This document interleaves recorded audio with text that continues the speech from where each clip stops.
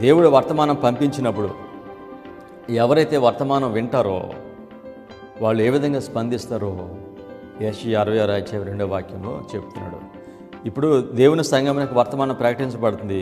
ఈ వర్తమానం ప్రకటించినప్పుడు దీన్ని అంగీకరించిన వాళ్ళు ఉంటారు, దీన్ని తృణీకరించేవారు ఉంటారు. తృణీకరించేవారు భాగం ఎక్కువ ఉంటుంది, అంగీకరించేవారు మాత్రం కొద్దిమందే ఉంటారు. ఈ అంగీకరించిన ప్రజలు వారు ఏ విధంగా స్పందిస్తారో యెషయా ద్వారా దేవుడు మనకి తెలియచేస్తున్నాడు.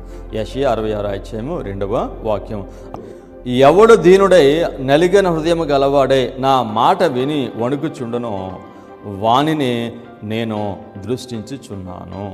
నేను వర్తమానం మీ దేవుని సంఘమునకు దేవుని ప్రజలకు పంపిస్తున్నాను. ఈ వర్తమానం మీరు విన్న మనుషులు ఎవరైతే వారు వణుకుతారో వారిని నేను దృష్టిస్తున్నాను, వారిని నేను చూస్తున్నాను అని చెప్పాడు.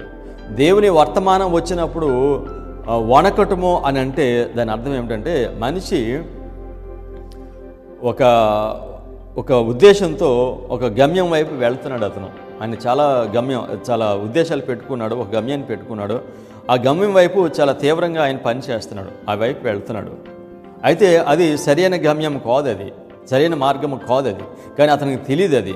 అయితే ఈ వర్తమానం వచ్చినప్పుడు ఆ మనిషి ఏం చేస్తాడంటే తను మార్గాన్ని మార్చుకుంటాడు, టర్న్ తీసుకుంటాడు. దేవుని వర్తమానము ఏం చేస్తుందనంటే ఈ వర్తమానము మనుషులు వారి యొక్క మార్గాన్ని మార్చుకునేలాగా చేస్తుంది.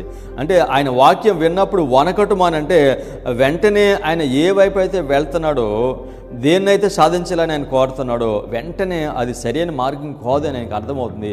వెంటనే ఆయన యొక్క గమ్యాన్ని ఆయన మారుస్తాడు, ఆయన యొక్క మార్గాన్ని మారుస్తాడు. టర్న్ అతను తీసుకుంటాడు.